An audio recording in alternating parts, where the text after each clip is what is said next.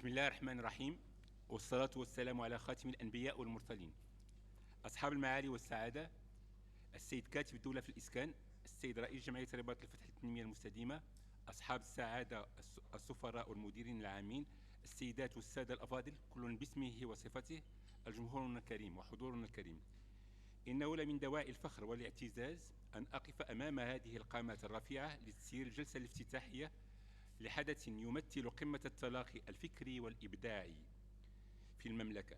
لقد توج الإكليل الثقافي في دورته السابعة بأسمى أشكال الرعاية والتشريف، حيث حظي بالرعاية السامية لمولانا أمير المؤمنين صاحب الجلالة الملك محمد السادس نصره الله وأيده، وهي رعاية تؤكد الدور المحوري للثقافة والبحث في صياغة مسارات التنمية ببلادنا. فالإكليل الثقافي هو التقاء العلم والفن والثقافة. أيها الحضور الكريم، إن جمعية رباط الفتح للتنمية المستدامة لم تنشئ هذا الإكليل ليكون مجرد ملتقى عابر، بل منصة متكاملة ورافعة ثلاثية الأبعاد تتجسد فيها البعد العلمي والمعرفي عبر استضافة كبار الخبراء والباحثين لتحليل التحديات الكبرى في مواضيع سنوية تتماشى مع اهتمامات المواطن المغربي وتطلعاته، ثم البعد الفني والإبداعي عبر الاحتفاء بالجمال الذي هو جزء لا يتجزأ من تكوين الحواضر الإنسانية، ثم البعد الثقافي والحضاري عبر تعميق الحوار حول هويتنا وذاكرتنا الجماعية في سياق التحديث. محور دورتنا هذه مرونة المدن واستراتيجية المستقبل. تنعقد هذه الدورة تحت شعار في غاية الأهمية والاستراتيجية، وهو المدن الذكية المستدامة والحلول الرقمية المبتكرة من أجل تعزيز مرونة النسيج الحضري. هذا العنوان هو صدى لحاجة وطنية ملحة، ويضعنا أمام مسؤولية التفكير في كيف يمكن للتكنولوجيا أن تكون ركيزة لمرونة واستدامة مدننا في سياق التحديات الراهنة والاستحقاقات الكبرى. ولمناقشة هذا الرهان يسعدني جدا أن أقدم لكم نخبة من المسؤولين الحكوميين والأكاديميين الذين لبوا دعوتنا إيمانا منهم بأهمية الشراكة بين المجتمع المدني والقطاعات الحكومية. أيها الحضور الكريم، نستهل الكلمات الرسمية بكلمة ترحيبية وتوجيهية من لدن السيد عبد الكريم بناني، رئيس جمعية رباط الفتح للتنمية المستدامة ورائد هذا الصرح الثقافي والعلمي، فليتفضل مشكورا لإعطاء إشارة انطلاق أشغال هذا الإكليل المبارك.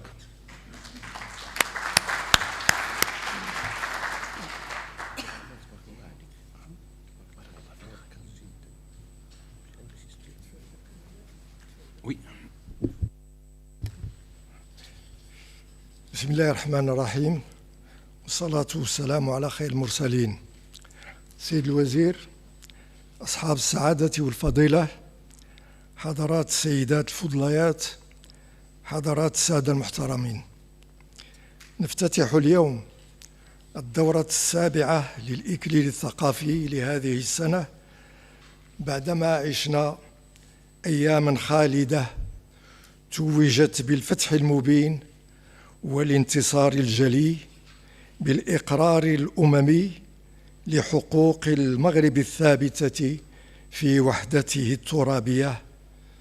كانت نتيجة السياسة الحكيمة والذكية والاستراتيجية الهادئة والمتبصرة لملك أسس لملحمة جديدة متفردة تنبني على الوحدة الوطنية وتسمو بالبلاد إلى أعلى الدرجات وأرفعها بالبناء والتشييد، يرفع رأسنا عاليا في أبراج الكرامة وقلاع العزة. ومن حسن الطالع كذلك أن يلتئم اليوم هذا الجمع المبارك العلمي المبارك، وقد تفضل صاحب الجلالة الملك محمد السادس حفظه الله بالموافقة المولوية على اعتماد يوم 9 من دجنبر من كل سنة يوما وطنيا للوساطة المرفقية، يجسد دلالات رمزية وحقوقية تمنحه عمقا خاصا في الذاكرة المؤسساتية من أجل تعزيز مبادئ العدل والإنصاف كما جاء في بلاغ لمؤسسة الوسيط. ويحق لنا نحن المغاربة اليوم أن نفتخر ونعتز بكل هذه المحطات والإنجازات التي نربطها بالعمل والنضال والاشتغال والاستمرار في بناء المستقبل وتحصين المكتسبات والتعبئة الشاملة لكل القوات الحية بالبلاد وإحباط كل المناورات التي تحاك ضد بلادنا. حضرات سيداتي والسادة، إن المجتمع المغربي بكل مكوناته ومشاربه يتعبأ اليوم للإسهام في معركة التنمية في كل تجلياتها وأبعادها الاجتماعية والاقتصادية والثقافية والحقوقية. وأضحت جمعيات المجتمع المدني المنبتة في كل ربوع المملكة كخلية نحل تشتغل وتبتكر وتساهم في بناء هذا الصرح الكبير بقيادة ملك البلاد ورمزها. وها هي جمعية رباط الفتح تساهم منذ نشأتها في هذه الحركية الدؤوبة، تستهدف من خلال برامجها إشاعة الثقافة وخلق حوار رصين وبناء وفسح المجال للفعاليات العلمية والمعرفية لتدارس القضايا الأساسية والمستجدات العلمية، وكذا فسح مجال الخلق والإبداع والتميز ومد الجسور بين مختلف الفاعلين. في هذا السياق يلتئم الإكليل الثقافي الذي أبى جلالة الملك محمد السادس حفظه الله إلا أن يشرفه برعايته السامية ككل سنة، وذلك لنطرح فيه للنقاش والدرس والتحليل موضوع المستقبل، بل موضوعا بدأنا نعيش بوادره ويتجلى في المدن الذكية المستدامة والحلول الرقمية من أجل تعزيز مرونة النسيج الحضري. ويأتي هذا الموضوع في سياق ما دأب عليه الإكليل الثقافي من نقاش حول التكنولوجيات الحديثة منذ أن نظمت الجمعية سنة 1990، كاين اللي هنايا باقي ما تزاد داك الساعة، ندوة دولية بشراكة مع جامعة MIT في موضوع الذكاء الاصطناعي. نعم، 1990 كان موضوع الذكاء الاجتماعي بالرباط. ففي عالم يتغير بوتيرة غير مسبوقة تتقاطع فيه التحديات البيئية مع التحولات الرقمية والاجتماعية، تبرز الحاجة الملحة إلى إعادة النظر في نماذجنا الحضارية وفي علاقتنا بالمدينة كمجال للعيش المشترك والإبداع والتفاعل الإنساني. لم تعد المدينة مجرد فضاء عمراني، ولكن مرآة تعكس قدرتنا على التكيف والتعايش ودون إهدار وجداننا وإنسانيتنا. من خلال هذا النقاش نسعى إلى بناء مستقبل أو نسعى إلى الإسهام في بناء مستقبل حضاري قائم على المعرفة والاستدامة والابتكار التكنولوجي، إلى جانب الحفاظ على البعد الثقافي كعنصر جوهري في تشكيل هوية المدينة وذاكرتها الجماعية. الموضوع أيها السيدات والسادة موضوع جذاب ومعقد في نفس الآن.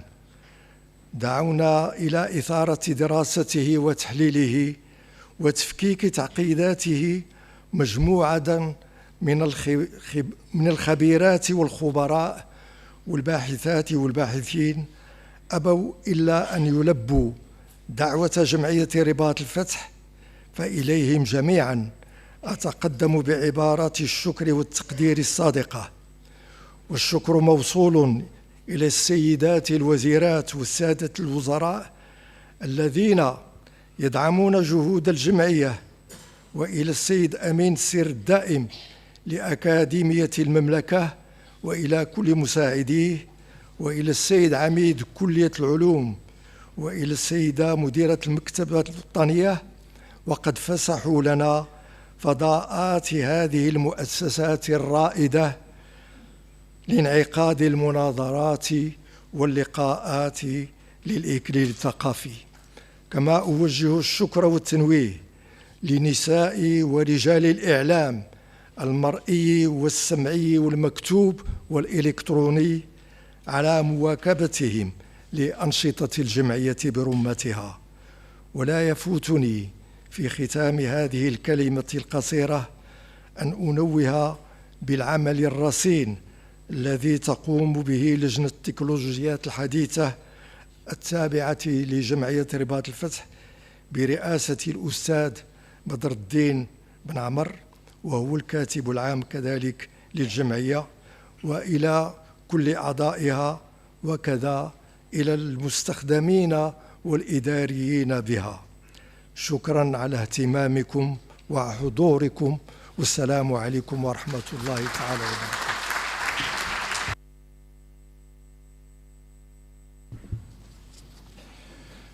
جزيل الشكر وعميق الامتنان للسيد الكريم بناني على هذه الكلمة التوجيهية القيمة التي أكدت على أهمية الدور الريادي للمجتمع المدني في دعم الرؤية الملكية للتنمية المستدامة والتحول الحضري. والآن ننتقل إلى رؤية قطاعية حيوية تمس جوهر التنمية الاجتماعية والحضارية. يشرفنا أن نستمع إلى كلمة السيد أديب بن إبراهيم كاتب الدولة في الإسكان، ونتطلع من سعادته أن يضيء لنا في كلمته التوجيهية المحاور التي تربط قطاع الإسكان بمحور دورة الإكليل، لا سيما استراتيجية دمج الرقمنة لضمان الكلفة الميسورة والعدالة الاجتماعية في السكن، دور تقنيات البناء الحديثة في تعزيز مرونة المساكن وقدرته على مقاومة الصدمات المناخية. فليتفضل مشكورا أستاذ سيد كاتب الدولة.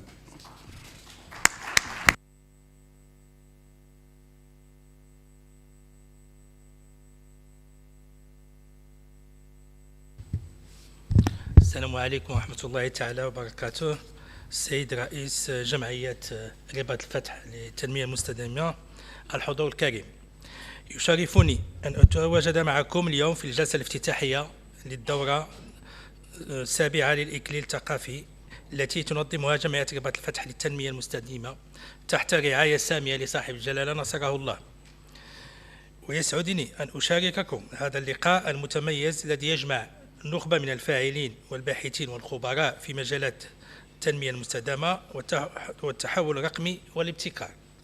حضرات السيدات والسادة، تواجه المدن المغربية بفعل التمدن السريع مجموعة من التحديات الاقتصادية والبيئية والاجتماعية، وهي تحديات يجب التعامل معها ليس فقط بسرعة وفعالية، بل أيضا بذكاء وابتكار. فإذا كان التمدن يعتبر رافعا للتنمية الاجتماعية والاقتصادية، فإنه يمكن أن تنتج عنه صعوبات في إدارة وحكمة المدن، فالتوسع العمراني والتزايد المستمر للسكان الباحثين عن فرص حياة أفضل يخلق احتياجات هائلة في البنية التحتية والطاقة والخدمات والتنقل والتعليم والسكن وفرص العمل وغيرها، تجعل المسؤولين عن تدبير المدن ملزمين بتقديم حلول مبتكرة ومستدامة لتلبية احتياجات المواطنين في ظل موارد نادرة وصعبة التعبئة. فعلى غرار المدن في باقي دول العالم، تواجه المدن المغربية تحديات مرتبطة بانتقال الطاقي والتغيرات المناخية والثورة الرقمية واقتصاد الابتكار، دون إغفال الإشكاليات المتعلقة بالفوارق المجالية والاجتماعية والهشاشة والقضايا المرتبطة بالنوع الاجتماعي. حضرات السيدات والسادة، إن المملكة المغربية بفضل الرؤية المتبصرة لجلالة الملك حفظه الله تعمل بشكل متدرج على إرساء نماذج المدن الذكية من خلال مشاريع تعتمد على البيانات المفتوحة والرقمنة والتحول نحو الطاقة النظيفة وتطوير منصات رقمية مبتكرة تعزز فعالية تدبير المدن وجودة الحياة. فالتكنولوجيا الرقمية أصبحت أداة رئيسية في تطوير الخدمات وترشيد الاستهلاك وتعزيز الشفافية والرفع من جودة الحياة وتحسين أيضا أداء المنظومات الترابية وتعزيز قدرة المدن على مواجهة التحديات المناخية والاجتماعية والاقتصادية، حيث تمكن التكنولوجيا الحديثة من وضع نماذج معلوماتية تفاعلية تمكن من تحليل البيانات والمعلومات واستثمارها من أجل تحسين حكامة المجالات وتجويد الخدمات المقدمة.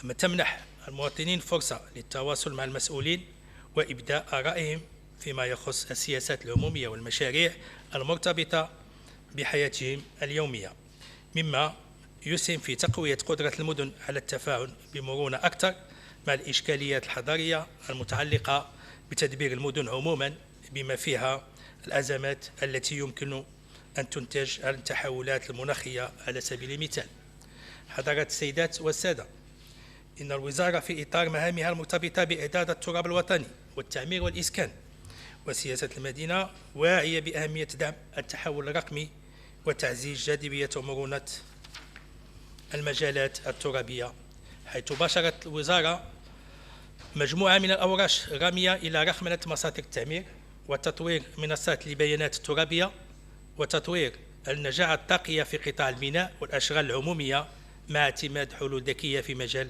الإنارة العمومية، وكذا تقوية قدرات المدن المتوسطة والصغرى على تبني نماذج حضارية مبتكرة ومستدامة مع الحفاظ أيضا على الممارسات التقليدية في البناء بالعالم القروي.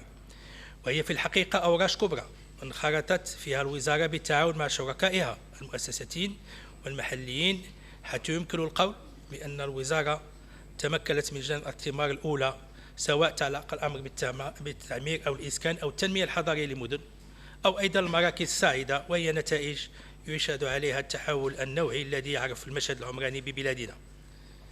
في الأخير يجب القول أن المدن الذكية المستدامة رهان كبير بالنسبة لجميع الدول، ويتطلب تقوية التعاون الدولي والانفتاح على أفضل الممارسات، مما يتيح تبادل الخبرات، الاستفادة من التجارب الرائدة وتمكين الباحثين والمسؤولين من الاطلاع على التطورات في هذا المجال، خصوصا إذا ما استحضرنا الرهانات الكبرى المتمثلة في تنظيم بلادنا لتظاهرات كروية على المستويين القاري والدولي. أيها السيدات والسادة، أجدد لكم شكري على دعواتكم الكريمة وحسن التنظيم، وأتمنى لأشغال هذه الدورة كامل التوفيق والنجاح خدمة لوطننا العزيز ولمستقبل أجياله تحت ريادة السامي لصاحب الجلالة نصره الله، وشكرا.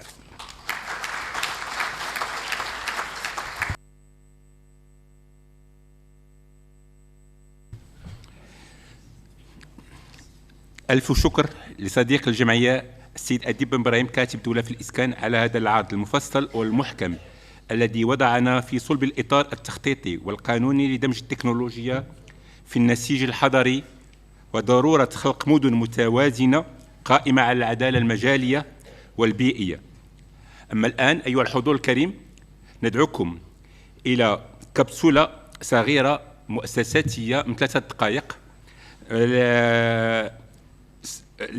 اسميناها المغرب 2030 المدن الذكية والمرونة الحضارية. وأشكر هنا الأخ مصطفى بوستر عضو الجمعية الذي قام بجمع هذه الكبسولة. شكرا.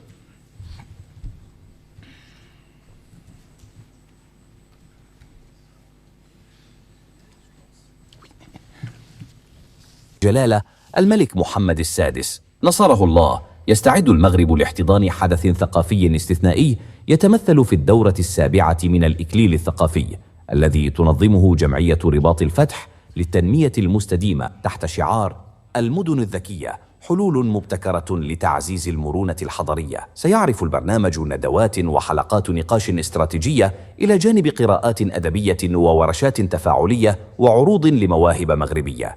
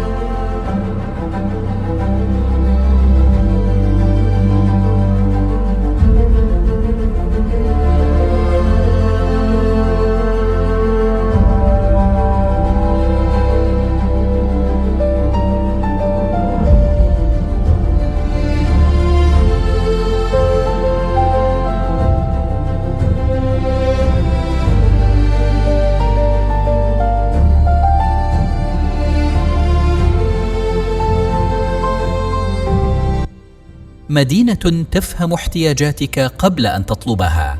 هذه هي المدن الذكية، منظومات تعتمد على الحساسات والذكاء الاصطناعي والبيانات الضخمة لتحويل الفوضى الحضرية إلى تناغم رقمي.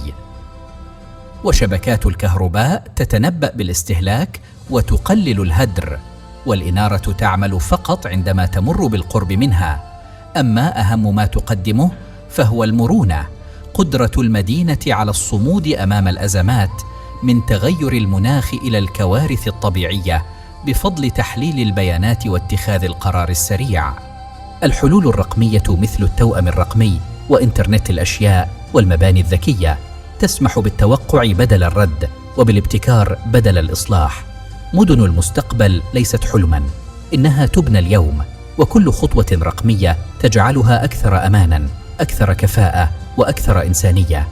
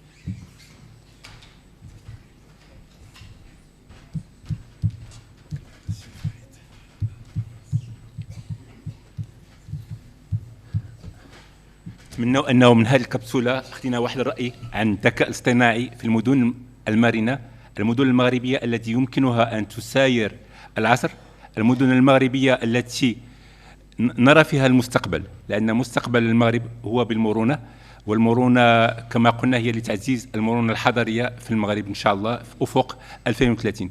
كلنا نعلم أنه في 2030 عندنا تظاهرة دولية اللي هي كأس العالم. احنا ارتئينا بانه هذا الموضوع يكون في هذا الاطار هذا، لانه عندنا الرياضه حتى هي رافعه للتنميه المستدامه، ولما نتكلم عن التنميه المستدامه والرياضه كرافعه سوف يكون لنا مواضيع ان شاء الله في اليوم الاخير حول الرياضه والتنميه المستدامه بالنسبه للمدن التي ستستضيف كاس العالم. وهنحاول اننا ان شاء الله في اون باراليل نتاع، اسمحوا لي شويه دخلت في الفرنسيه، اون باراليل اون فا فير ان هاكاطون. لو هاكاطون بالنسبه للاخوان اللي ما عارفينش هو بحال ماراثون نتاع التكنولوجيا. غيكون عندنا ان هاكاطون بور لي زون انجينيور، غيكون عندنا لو 20 ان شاء الله لو 20 ديسمبر au siège de l'association pour parler de la IA appliquée aux villes résilientes. وكندعوكم ان شاء الله باش تكونوا حاضرين معنا فيه قبل ما نرفعوا هذه الجلسه الافتتاحيه لو 19 et le 20. C'est un marathon كعرف السيدريس، دونك ان ماراثون دو 24 heures تقريبا. كيجيو لي جون كيجلسوا كيحاولوا يبتكروا موضوع في 24 ساعه، ما كنعطيهمش بزاف الوقت، كنعطيهم 24 ساعه بانهم باش يبتكروا لنا حلول للمدن الغد والمدن التي ستستضيف كاس العالم بصفه عامه. اذا كنشكركم جميعا الحضور هذه الجلسه الافتتاحيه، وسنمر مباشره بلا ما نوضوا غنبقاو مجموعين للجلسه العلميه الاولى تحت شعار تحديث الرهانات الدوليه الجيوسياسيه والمجتمعيه للتحول الحضري. ويسعدنا ان يتولى تسيير هذه الجلسه الاولى كما تعودنا عليه من كفاءه واقتدار الاخ والصديق سيدي العزيز فريد الباشا، الرئيس المنتدب لجمعية رباط الفتح للتنمية المستدامة. شكرا سيدي فريد، لك الكلمة.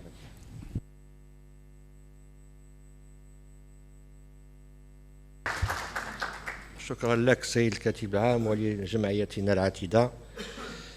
صراحة لي شرف واعتزاز أن أسير أو أدير. كتسمعش مزيان؟ قلت شرف واعتزاز أن أدير هذه الجلسة بحضوركم جميعا وبحضور خبراء الأعزاء.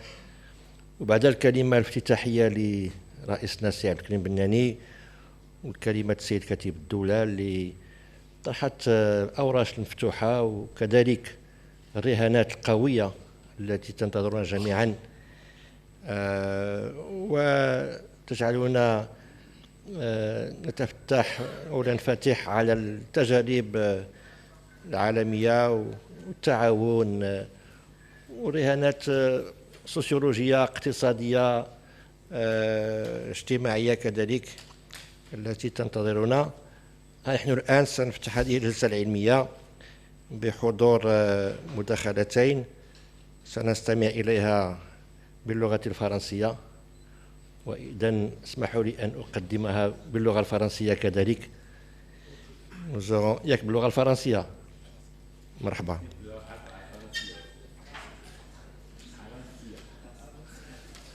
أيوة. ما كاين بس. إذن si vous le permettez, l'objectif de cette première séance scientifique, comme cela est fixé dans le programme, est de poser les enjeux internationaux, géopolitiques et sociétaux de la transformation urbaine. On aura le plaisir d'écouter tout d'abord c'est Mohamed Saïdi, qui est expert des technologies immersives, de l'intelligence artificielle et des jumeaux numériques. Il nous dira, je pense, de quoi il s'agit. Sur le thème de l'intelligence artificielle, l'aménagement urbain résilient et la mobilisation citoyenne. Et par la suite, nous aurons également le plaisir d'écouter et d'entendre Siazdine Bennani, qui est informaticien et économiste, sur Médina, quartier, ville, région, les échelles d'un Maroc apprenant et résilient. Nous avons devant nous à peu près une trentaine de minutes divisées par 2, cela fait 15. Merci beaucoup.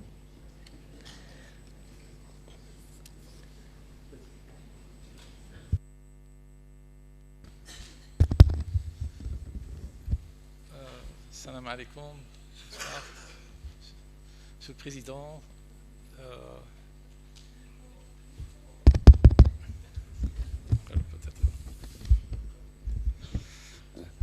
tout d'abord, je tiens à remercier sincèrement les organisateurs de cette excellente initiative. Surtout le choix du thème, je crois, est très pertinent. Je crois que les villes intelligentes, durables et résilientes, c'est quelque chose qui intéresse aujourd'hui différents acteurs, que ce soit les décideurs au niveau des villes, les élus, les communes, les gouverneurs, etc. Si on regarde un petit peu au niveau international, la question des villes intelligentes, le plus souvent, est d'être traitée sous un angle principalement focalisé sur la technologie, alors que généralement on parle d'innovation sociale. Il y a la dimension sociale qui est extrêmement importante. Bien sûr, la technologie, c'est un des moyens pour arriver, si vous voulez, à des solutions qu'on peut avoir dans le cadre de la ville intelligente. Si vous prenez l'exemple de Singapour, par exemple, qui est considéré comme étant la ville intelligente, peut-être qui occupe la première place au niveau international sur un certain nombre de classements. Donc, il y a également des classements qui sont publiés d'une façon périodique par des institutions telles que l'Institut de développement de management, c'est IMD ou IMD en Suisse, mais il y a également à Singapour, qui publie d'une façon périodique des classements des villes sur un certain nombre de critères qui sont basés principalement sur la perception des citoyens. Je crois que là, il s'agit vraiment de l'impact direct sur le citoyen qu'on essaie de mesurer sur un certain nombre de services que la ville offre à ses citoyens. Donc, vous allez trouver au niveau de Singapour, il n'y a pas seulement la technologie, donc il y a aussi la discipline des citoyens. Et derrière la discipline, il y a certainement des lois intelligentes, des lois qui poussent les citoyens à respecter un certain nombre de choses et qui sont considérées également dans ces classements. Donc, pour résumer, donc, il faudrait bien sûr qu'on adopte une approche globale lorsqu'il s'agit de développer un territoire ou bien une commune ou bien même une ville intelligente. Il faudrait qu'on ait une approche holistique qui fait appel à toutes les compétences, les outils disponibles pour arriver à des résultats qui peuvent avoir un impact sur le citoyen. D'ailleurs, si on regarde même les définitions des villes intelligentes, il y a d'ailleurs plusieurs définitions. Il y a même des villes qui proposent des définitions propres à elles. Vous allez trouver donc une très grande ressemblance entre ces définitions. Donc je peux prendre à titre indicatif la définition proposée par l'IUT, l'Union internationale des télécommunications, l'IUT. Donc c'est la définition la plus citée, si on regarde un petit peu les caractéristiques des villes intelligentes, durables. Donc on insiste bien sur la durabilité, sachant qu'il s'agit là d'une institution, d'une organisation onusienne qui met l'accent d'une façon très importante sur le développement durable. Donc ça nous rappelle exactement aussi l'agenda 2030 des Nations Unies sur le développement durable. Donc si on revient à ces définitions, donc la ville intelligente durable, c'est une ville qui utilise la technologie d'information et communication, mais il y a aussi un terme qui laisse la porte ouverte à tous les moyens disponibles. Donc dans cette définition, vous allez trouver et d'autres moyens. Donc vous avez la technologie, mais aussi d'autres moyens. Et ça aurait été possible de parler uniquement des moyens nécessaires pour atteindre l'objectif, c'est-à-dire satisfaire le citoyen sur un certain nombre de services. Donc la technologie, bien sûr, elle est importante, surtout si on regarde le niveau de maturité aujourd'hui atteint par la technologie. Je me rappelle très bien, il y a quelques années, l'idée de voitures sans chauffeur ou sans conducteur relevait de la science-fiction, alors qu'aujourd'hui, c'est quelque chose de commun dans les quartiers des États-Unis. Vous allez trouver même des taxis qui sont disponibles. Et les gens font confiance à ces taxis sans chauffeur pour aller à leur destination. Alors, cet exemple-là incarne, si vous voulez, le niveau extrême de maturité atteint aujourd'hui par la technologie. Donc, si vous avez donc des algorithmes de l'intelligence artificielle qui permettent aux véhicules de remplacer de remplacer certaines fonctions, parce que les taxis utilisaient auparavant des chauffeurs. Maintenant, donc ce métier a disparu au moins pour ces taxis qui sont déployés dans les différentes villes aux États-Unis, en Amérique du Nord d'une façon globale, en Europe. Donc, bien sûr, l'intelligence artificielle, c'est peut-être la technologie clé derrière cette prouesse technologique. Et vous avez certainement remarqué dernièrement des investissements vraiment astronomiques dans l'intelligence artificielle. Vous avez une société telle que Nvidia, la société américaine, qui est capitalisée à plus de 5 000 milliards de dollars. Ça dépasse, je crois, le PIB de tous les pays africains. D'accord ? Et ça représente aussi le niveau d'innovation atteint aujourd'hui grâce à la recherche, l'ingénierie, la technologie. Selon cette institution, on a même redéfini l'intelligence artificielle. Auparavant, il y avait des définitions classiques, mathématiques, etc. Donc maintenant, on parle de 4 catégories de l'intelligence artificielle. Vous avez l'intelligence artificielle perceptive, donc qui permet au fait de faire des perceptions. Donc on a la computer vision, la vision par ordinateur. On a aussi la possibilité de générer ou de traiter le traitement automatique de la langue, le NLP.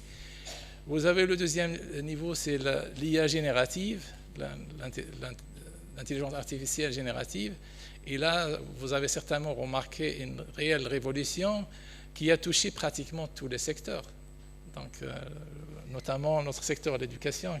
Aujourd'hui, il y a un grand débat au niveau international. Et qui a généré également un grand business au niveau mondial. Donc, le nombre d'applications qui a suivi en fait, le déclenchement de la première application par OpenAI il y a 2 ans, donc, a donné lieu à une réaction, je dirais, en chaîne, qui a permis en fait, de développer plusieurs applications dans différents domaines, que ce soit la santé, l'éducation, l'industrie, et j'en passe. Donc vous pouvez également estimer l'impact de ces technologies sur la société déjà. Le 3e niveau, c'est un autre niveau en fait, de performance par rapport à l'intelligence artificielle. Je cite toujours NVIDIA en termes de catégorie d'intelligence artificielle. Vous avez l'IA agentique, il y avait une annonce il y a un an et demi. C'est un autre niveau de performance. Là, on parle d'une IA qui a la capacité en fait, de prendre des décisions. Il ne s'agit pas seulement d'algorithmes capables de générer des textes ou peut-être même de développer des contenus, mais vous avez là une IA qui est capable même de prendre des décisions. Prendre des décisions sur un certain nombre de contextes. Et aussi le champ d'utilisation, il est vraiment très varié, y compris dans les villes intelligentes. On peut citer plusieurs applications, que ce soit pour la gestion et l'optimisation de transport urbain, l'optimisation de la collecte des déchets ménagers, etc. Si je reviens aussi à cette approche holistique, bien sûr, pour certains problèmes, l'IA peut donner des résultats extraordinaires. Je peux citer un exemple de Tanger. Tanger, je ne sais pas si vous avez visité Tanger dernièrement, elle est pratiquement comme Casa en termes de problèmes de trafic. Il y a des embouteillages, etc. Donc il y avait un rond-point quelque part à Tanger qui causait des embouteillages vraiment très, je dirais, complexe et très compliqué à gérer pour les autorités locales. Donc même les solutions basées sur la technologie ne pouvaient pas apporter la solution attendue si vous voulez, de ces technologies. Mais la solution peut-être qui a été appliquée, c'est une solution basée sur la planification des ronds-points. Donc il y avait un modèle américain de RCOT. Ils ont éclater le rond-point en 2 sections, en 2 parties. La circulation est très fluide. Il n'y a aucun embouteillage. Je me rappelle très bien, lorsque je passais par ce rond-point, je dois attendre au moins 10 à 15 minutes. Pendant l'été, il faut attendre peut-être plus. Aujourd'hui, vous passez rapidement. Donc, c'est un autre exemple fort de l'importance de cette approche holistique requise par en fait, la ville intelligente elle-même. Maintenant, si on regarde le volet durabilité au Sustainable Development pour les villes intelligentes, on peut facilement peut-être juste nous baser sur l'agenda 2030 des Nations Unies. En quelque sorte, c'est une agenda qui cible également la durabilité ou la sustainability. Donc, les villes essayent aussi de se mesurer par rapport à cet agenda. Donc bien sûr, on sait bien qu'au niveau des pays, vous avez des organisations spécialisées, dédiées donc au suivi de la réalisation des pays, des objectifs de développement durable. Mais je crois même au niveau des communes urbaines ou des communes d'une façon générale, c'est très important peut-être de se positionner par rapport à cet agenda dans le cadre de la ville intelligente durable. Donc là aussi, il y a vraiment plusieurs initiatives au niveau mondial. Je peux citer également l'initiative des Nations Unies qui a été lancée en 2016 et qui s'appelle United for Sustainable Smart Cities. Donc à l'acronyme, vous avez l'acronyme U4CC. SCS. Donc c'est une initiative qui vise en fait à faire adhérer toutes les communes, les villes dans la stratégie de développement durable des Nations Unies basée sur les 17 ODD. Il y a aussi pratiquement une centaine d'indicateurs dans le cadre de cette initiative qui sont présentés aux villes pour essayer de se mesurer par rapport à la réalisation des objectifs de développement durable sur les 3 dimensions, l'économie, la société et l'environnement. Alors, si je passe maintenant au volet résilience, donc là aussi, la résilience en quelque sorte peut être développer dans nos villes. Donc il y a plusieurs approches qui permettent de développer la résilience au niveau des communautés ou bien des villes de façon générale.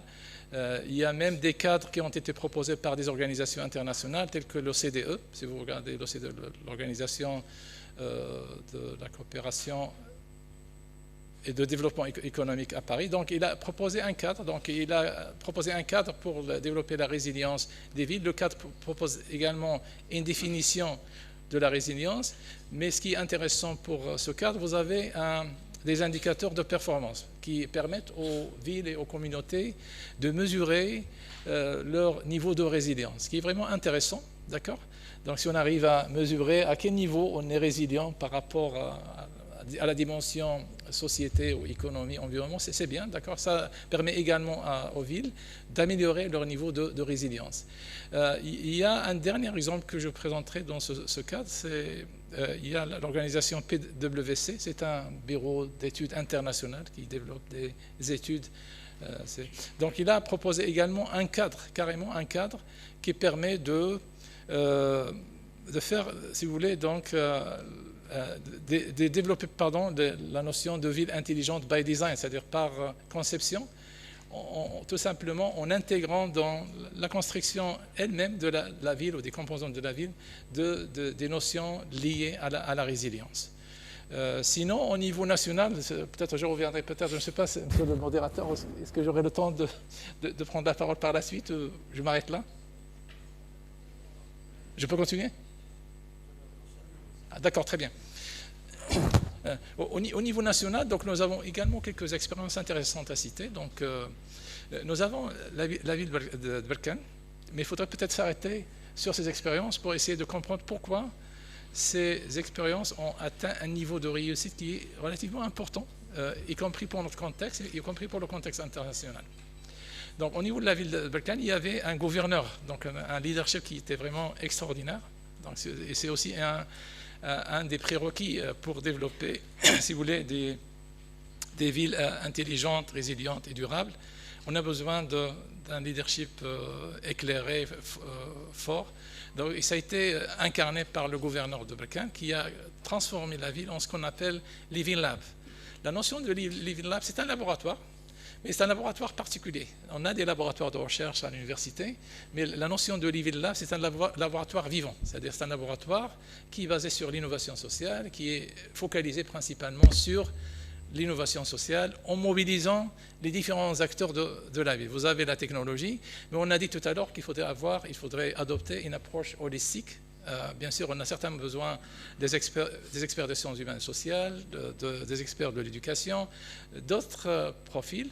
Nous avons également besoin des industriels, des ONG, des citoyens eux-mêmes, d'accord, parce qu'ils font partie de l'écosystème, si vous voulez, nécessaire pour réussir les différentes initiatives au niveau des villes intelligentes. Il y a même un cadre qui permet de mesurer le niveau, si vous voulez, atteint dans la structure de gouvernance des villes intelligentes. Il y a des organisations qui sont amusées à proposer carrément un framework, un cadre qui permet de mesurer la performance au niveau gouvernance des villes intelligentes. Et il y a aussi un classement des villes sur ce niveau-là. Voilà, donc je ne sais pas s'il y a d'autres questions, je reviendrai par la suite. Merci.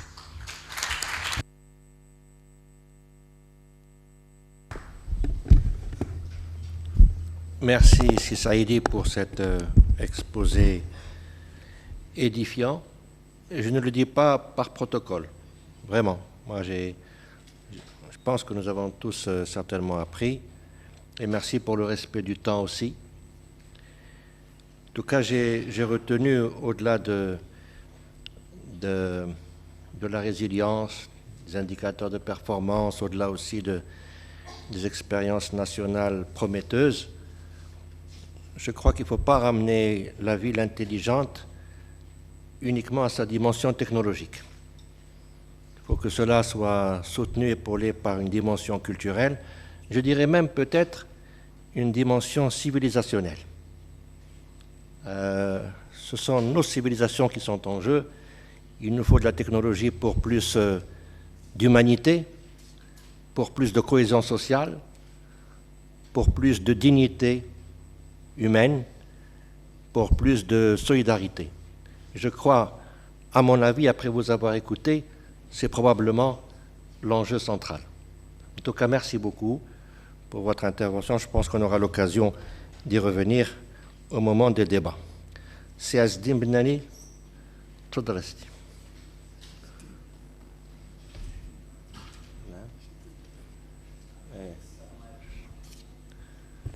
On entend? Ah oui. Ça commence, il faut m'aider. Il faut approcher le micro. Eh bien, donc je dis salam alaikum wa rahmatullahi ta'ala wa barakatuh. Bonjour mesdames, bonjour messieurs. C'est toujours compliqué de parler après mon ami et cher collègue Sissi Saïdi, parce qu'il a pratiquement tout dit. Hein, donc, alors, comment je vais compléter un petit peu ce qu'il nous a expliqué, Oustad Saïdi. Et en fait, moi, je vais donc plus m'intéresser à la dimension sociale, parce que et les impacts de toutes ces technologies, de l'information, de la communication et du numérique d'une manière générale, et de ce que les uns et les autres appellent aujourd'hui l'intelligence artificielle, hein, qui est tout simplement une solution parmi d'autres, qui est donc une traduction des progrès contenus de la science informatique depuis maintenant plus d'un demi-siècle. Alors, quoi dire sur cette appellation de la ville intelligente, ou la smart cities, ou la ville résiliente? Mais sans la définir, puisque sa définition, et c'est ça, on a parlé un petit peu, elle est contextualisée. On ne peut pas définir quelque chose hors contexte. Et moi, ce qui m'intéresse, c'est le contexte marocain. Donc, à partir de cela, je vais donc voir comment donc notre Maroc est vu d'une manière globale, holistique, systémique. Et puis, on a donc ces 13 régions. Donc je rappelle que j'ajoute toujours une 13e région dont je fais partie, qui est la région de ce que les uns et les autres appellent aujourd'hui la diaspora. Mais donc on a 12 régions géographiques. Donc la ville fait partie ou les villes font partie de chacune de ces régions. Et chaque région a ses villes, et chaque ville a ses spécificités, et chaque ville a sa culture, et chaque ville a sa tradition, et chaque ville a sa langue. Et donc pour moi, donc c'est plus cette approche dite systémique qui m'intéresse, hein, avec bien sûr une gouvernance au niveau national, voire même au niveau supranational, tout en tenant compte de nos moyens.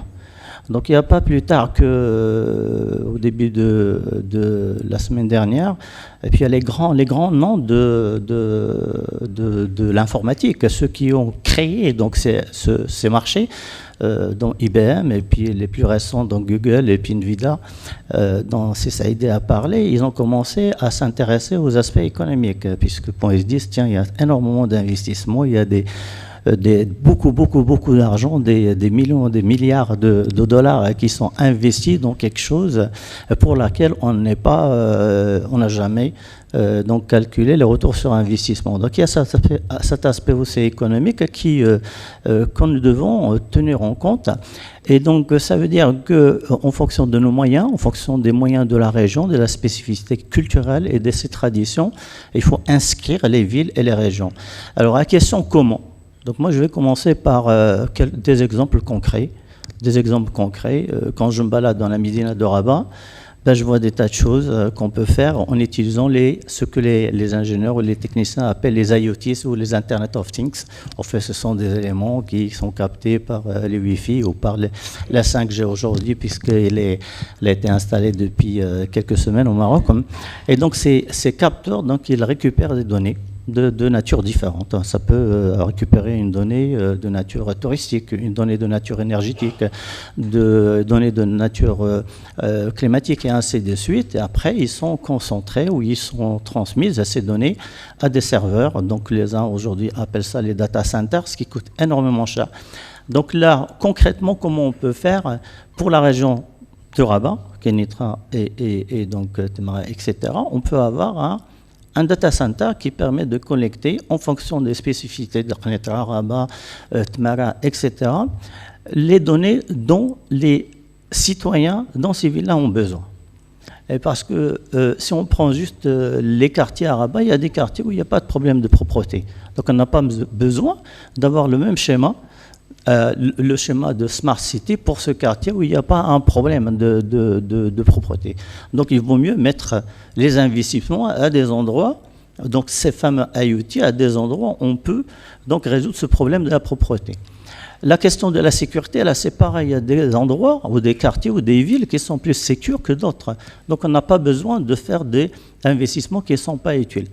Et en fait, ces investissements-là, dans ces quartiers-là, dans ces villes-là, dans ces régions-là et au niveau du Maroc, doivent avoir une rentabilité non seulement économique, mais une rentabilité sociale. L'impact doit être social. Ça veut dire quoi? Ça veut dire que ça doit nous aider, on doit trouver des solutions pour mettre les gens au travail. Ça, c'est ce qui m'intéresse. Donc, mettre les gens au travail.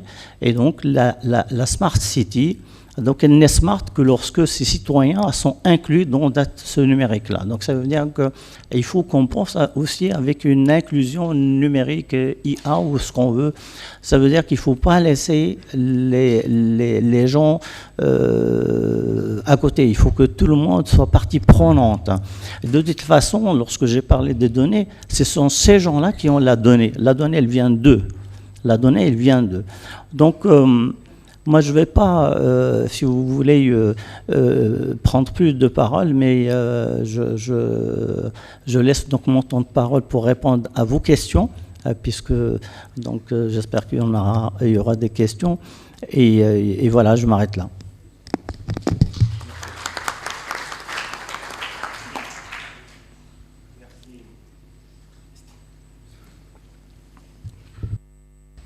Merci, Siazdine, de penser à l'assistance et à l'utilité des débats et des réactions.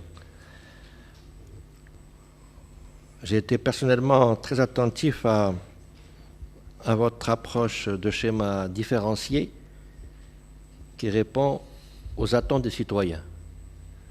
Tout à l'heure, je parlais d'humanité, de cohésion sociale. Ça rejoint, je pense, l'intervention d'Elsi Saïdi.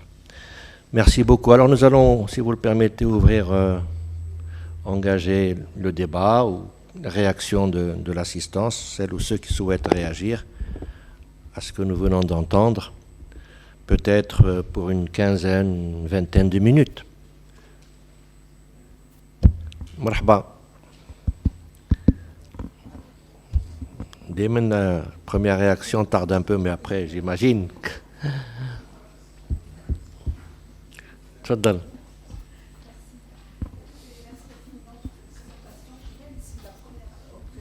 Monsieur, je ne l'ai pas bien entendu. Je voulais demander que vous parliez plus fort, mais bon. En tout état de cause, je voudrais poser une question. Où mettons l'intelligence humaine?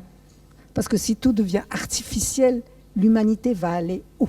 Comment va-t-on gérer cela? Parce que finalement, tout pourra se faire avec les machines. On n'aura peut-être plus besoin de main-d'œuvre, on n'aura plus besoin d'architectes, on n'aura plus besoin d'ingénieurs. Ça me fait un petit peu peur, excusez-moi. Excusez mon ignorance. Hein.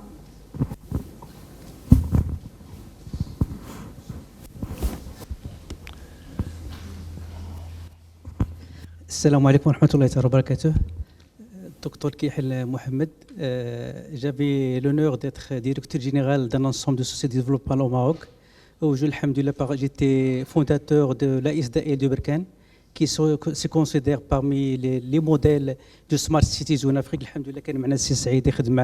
Sincèrement, on a rencontré plusieurs enjeux, sincèrement d'autres purement sociologiques, dans la mesure que le modèle Smart Cities il se considère pour les élèves comme un enjeu. C'est-à-dire, vous savez très bien que les Smart Cities, c'est la transparence et la performance qui constituent un enjeu politique et aussi pour les acteurs locaux. Dans la mesure pour l'éclairage intelligent solaire, c'est-à-dire donc quand tu favorises l'intérêt de la population d'un autre conquérant politique, donc l'enjeu sincèrement que je le propose comme recommandation, c'est l'importance qui me gueule c'est l'aspect de la civilisation. Comment intégrer هاد لي بارتي برونونت في الكوندويت شونجمون يكونسيديري هاد لا لوجيك افونسي ديال سمارت سيتيز كوم اون سورت دو كومبيتيفيتي بوليتيك. هذه اون شوز. دوطخ شوز الاخ السعيدي هضر توجو كومون لا ليني ديال هاد لي فالور ديال سمارت سيتيز بلاجوندا 2030. Il est très important aussi de considérer l'enjeu ou l'engagement du Royaume du Maroc, surtout l'agenda 2063 de l'Union africaine dans le Royaume du Maroc qui se considère comme un référent, ou Inch'Allah, un référent aussi un modèle à suivre, Inch'Allah. Sachant que, alhamdoulilah, au Royaume du Maroc, sous l'égide de notre groupe de la CIS, عندنا مجموعة d'initiatives اللي دارت l'initiative ديال الكازيودوك ديال الانيشيتيف ديال البلان اتلانتيك اوسي الحمد لله حنا كنعتبروا بارمي لي موديل ديال ليميغراسيون اوسي لي فالور كي بورت لو فون فاكدي اللي كيحاول باش يقوي لافاكتور ديال الجامعه التربويه في افريقيا اترافير لي موديل ديال الغوفرنس تيريتوريال. شكرا. دونك لطفي بناني مهندس وخبير تصميم مدن ذكيه. دونك هو منظم مؤتمر العربي الافريقي للمدن الذكيه على الصعيد العربي الافريقي. ولكن السؤال ديالي كنلقاو حنا خبراء كنخدموا مع الجامعات كنخدموا مع مرتفقي هذا، ولكن كنلقاو جانب اخر كنلقاو السياسيين اللي هما مدبري الشان العام ما كيحضروش في هذه المؤتمرات وهاد والتظاهرات اللي هما قيمه. واش هما عندهم مدينه اخرى ولا حنا عندنا مدينه اخرى؟ دونك هذا نقاش يمكن زعما بحكم انني كننظم مؤتمرات وكنكون سياسيين اللي هما الجامعات زعما رؤساء جامعات ورؤساء جهات اللي هما عندهم سميتو الاستثمار وعندهم بزاف الاوراش اللي كيقوموا بها، ولكن خاصنا نكونوا واحد تجاذب ما بين الميتر دوفراج يعني سافودير رؤساء الجامعات مع مكاتب الدراسات وصانع الحلول. هذا هو اللي خصنا ان شاء الله في المؤتمرات الجايين غنناقشوا عليهم ان شاء الله باذن الله. السلام عليكم. السلام عليكم. في البدايه انا سعيده جدا اني نكون معكم هنا. مرابط رشيده استاذه جامعيه شعبة الجغرافيا. دونك في البداية أبدأ من الكلمة التي ألقاها الأستاذ الأول بخصوص إدراك المواطنين للمدن الذكية. لأن لماذا الدار البيضاء لم تصنف في المدن الذكية ولم تدرج في التصنيف؟ في الرباط صنفت فعلا لم تأخذ مكانة جيدة جدا، ولكن على الأقل صنفت، في حين أن مدينة الدار البيضاء لم تدخل التصنيف. والسبب هو أن عدم إدراك المواطنين لكل ما يتم بذله في المدينة. هنا يجب العمل على la perception des citoyens، يعني خص القيمين على السياسات وكذلك نحن الأساتذة الجامعيين وكذلك لي زون جي أن نبين وأن نوضح ما يتم إصلاحه أو ما يتم إدراجه من ناحية تزكية أو الانستالاسيون ديال المدن الذكية. هذا من جهة. من الجهة الثانية تحدث المتدخل الثاني عن وجوب النظر إلى التغيرات المجالية في مثلا المناطق التي فيها السرقة أو عدم الإضاءة أو غير ذلك. هنا ملاحظة بسيطة، يجب إدراج لو سيستم دانفورماسيون جيوغرافيك، يعني أن الجغارفة لديهم دور مهم جدا، لأن حينما نقوم بإدخال لو سيستم دانفورماسيون جيوغرافيك هنا نحدد المناطق وبدقة، ويتم توضيح المناطق التي فيها مشاكل، المناطق المهيئة وغير ذلك. وهذا لا يمكن أن يتم إلا بإدراج أو je sais pas comment dire. Il faut faire appel للباحثين في الجامعات الجغارفة، لأن لديهم لديهم دراية قوية بالميدان، فهم يقومون في نفس الوقت بالمسح السوسيولوجي وكذلك بالمسح المجالي، بالإضافة إلى إتقانهم لكل ما هو تقني. والنقطة الثالثة وأختم هو العلاقة ما بين المدن الذكية والمرونة الحضرية. من هنا على حسب ما ذكر في العنوان فالمدن الذكية ما هي إلا مرحلة للوصول إلى المرونة المجالية، وهنا تم التطرق إلى تعزيز المرونة الحضرية، والمرونة الحضرية ما هي إلا جزء من المرونة المجالية. Quand on parle de la résilience urbaine, maintenant au cours, quand on fait les études à l'international, et vous le savez ça, vous savez ça mieux que moi, on parle beaucoup plus de la résilience territoriale, parce que la résilience urbaine ne peut avoir lieu si on n'accède pas à, comme on dit en arabe, الضاحية, يعني le territoire là où la ville est implantée. Pourquoi? لماذا؟ لأن المدينة هي عبارة عن تراقص للسكان وتراقص لكل ما هو اقتصادي واجتماعي مع ضاحيتها. وشكرا وأعتذر عن التطويل. شكرا. إطالة. Merci. Je vais aller dans le sens de ce que vient de dire mon amie Madame Morabit. On parle d'intelligence effectivement, et l'intelligence serait qu'il n'y ait pas de laisser sur la voie ou de laisser sur la marche. Et là, la question qui se pose, c'est celle de la démocratie al-Majalia. Est-ce que nous sommes en mesure d'assurer une démocratie territoriale pour que tous ces espaces, qu'ils soient au niveau des villes, mais pas uniquement des villes, par là on parle des villes, mais il y a maintenant toutes ces villes satellites qui commencent à pulluler au Maroc, et nous aurons à souhaiter vivement, et ce n'est pas un temps conditionnel, mais vraiment il faut que ça soit un futur présent pour nous, que ces espaces satellites soient lotis de la même intelligence. Et ma question est toute simple, s'adressant à nos deux experts que je remercie vivement pour la pertinence de leurs propos, c'est de nous dire, on ne veut pas de fracture territoriale, mais quelle est la facture? Est-ce que nous sommes en mesure aujourd'hui d'assurer d'ici 2030 cette facture budgétaire qui pourrait nous permettre, nous autoriser d'avancer sereinement? Et la question est aussi celle de la maintenance des serveurs, la disposition pour tous, la disponibilité pour tous, j'en parle des territoires, pour qu'il y ait réellement une maintenance sans fracture, encore une fois. Merci.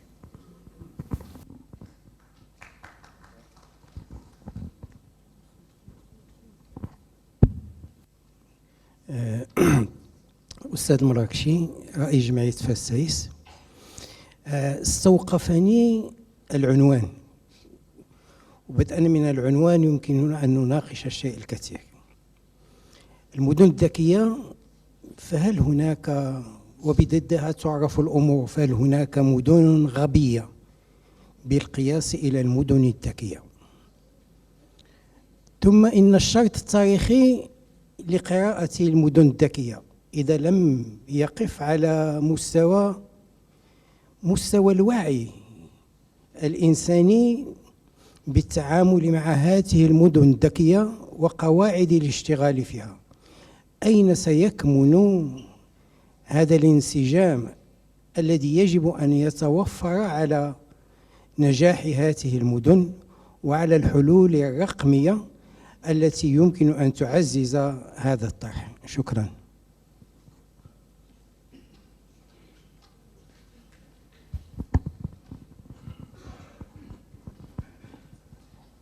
بسم الله الرحمن الرحيم. أولا الشكر لجمعية رباط الفتح على طرح هذا الموضوع المهم. إذا تساءل الإنسان اليوم، ما دام أننا نتحدث عن المدن الذكية، أين يوجد مركز الرباط؟ هل هو المدينة القديمة؟ هل هو المدينة الجامعية؟ هل هو حيث توجد المكتبة الوطنية؟ أو أين يوجد المركز؟ أولا يجب أن نعرف جغرافية المكان حتى نستطيع أن نتدخل بالطريقة الصحيحة. اليوم في اعتقادي أن التوجه الذي تتجه فيه سياسة الدولة وبتوجيهات ملكية أن مركز الرباط يوجد حيث يوجد الماء، حوض أبي رقراق. ونلاحظ أنه المشاريع الكبرى الآن توجد على هذا الملتقى، بمعنى أن ننظر إلى موضوع التواصل. أظن أن طرح موضوع المدن الذكية حسب الدراسات العالمية في هذا المجال يجب أن يستند إلى عدة أركان. أولا إلى سياسة للمدينة مندمجة، وأنا أشكر السي عبد الكريم بناني لأنه تحدث عن الجانب الثقافي. كنت حضرت إلى القمة الثقافية في مكسيكو قبل سنوات قليلة، وتساءلنا آنذاك عن غياب البعد الثقافي في أهداف التنمية الأممية 17، واقترحنا أن يتم إضافة هدف 18 هو الهدف الثقافي، لأننا نحتاج إلى مشروع ثقافي يحمل هذه السياسة المندمجة للمدينة. إذن هذا الركن الثاني مشروع ثقافي. ثم نحتاج إلى تخطيط حضري، تخطيط حضري مندمج. والعنصر الرابع هو تصميم عمراني. اليوم الحمد لله في مدينة الرباط لدينا عدة معالم ثقافية وحضارية بتصميم عالمي كبير، وهذا مهم جدا. إذا لاحظنا التجربة الدولية، منهطان مثلا، منهطان كانت منطقة هامشية وكانت بؤرة للجريمة وللمخدرات وغير ذلك. الذي حول هذه البؤرة إلى هذا السوق العالمي اليوم للفن حيث تباع أغلب الأعمال الفنية هو أننا نقلناها من كونها بؤرة للجريمة إلى بؤرة ثقافية، فجاء المثقفون وجاء الرسامون وتحولت القضية. هناك تجارب مماثلة في بيلباو، في باريس، في بعض الأحياء في باريس، في لندن أيضا.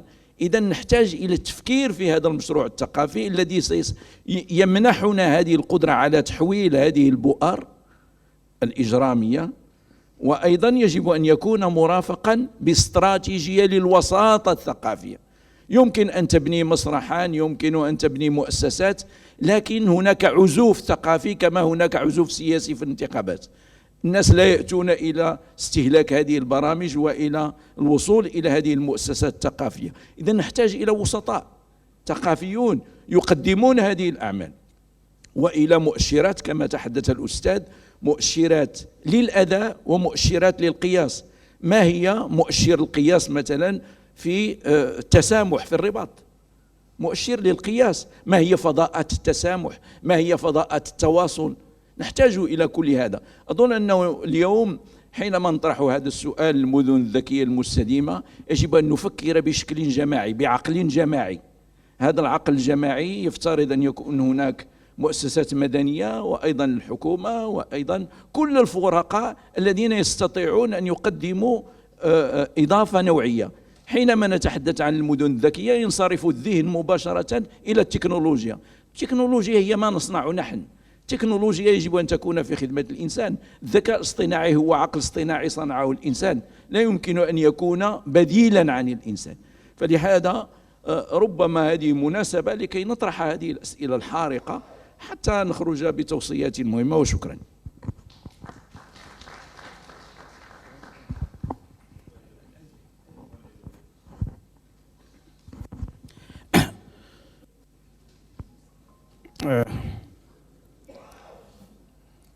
الحفيد والعلو نائب رئيس جمعية أبي رقراق، وكذلك عضو في جمعية رباط الفتح، فشكرا على هذه المبادرة اللي كتجعل أننا نتكلموا كمجتمع مدني فيما يخص رهانات وفيما يخص كذلك ما ينتظرنا في المستقبل.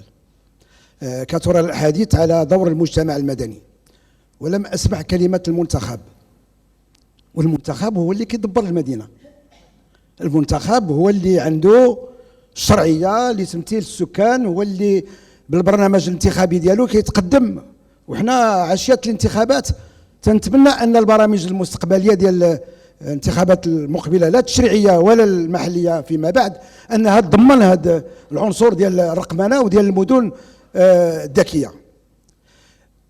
سي سعيدي pour ce qui est de votre exposé très intéressant. En tant que professionnel de santé, vous avez parlé de l'IA et la prise de décision.